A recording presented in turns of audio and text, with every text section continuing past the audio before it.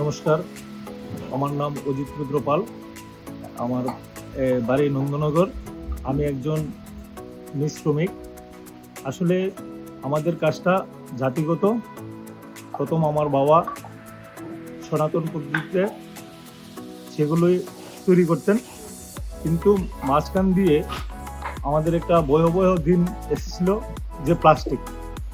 তখন আমরা চিন্তাধারা করলাম যে সেই প্লাস্টিকটার বিরুদ্ধে কিভাবে যাওয়া যায়, প্লাস্টিকটাকে কিভাবে তাড়ানো যায়। তখন আমরা আধুনিকতার মাধ্যমে আবার শুরু করি আমাদের এই মিস শ্রমিকের কাজ।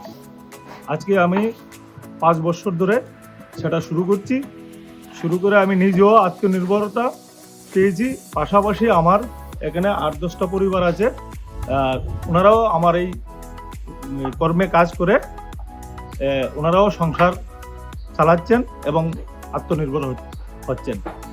তো আশা করি সেটার ডিমান্ড দিন দিন বাড়ছে, যেখানে আমাদের এলাকারই অনেক যুবক, শিক্ষিত যুবক আছেন, তারাও ওই কাজে জড়িত হচ্ছেন। আমার দেখেই আছে এখানে 8-10 জন শিক্ষিত যুবক সেই কাজে যুক্ত হয়েছেন, নিজেকে স্বনির্ভর করেছেন। আর আমি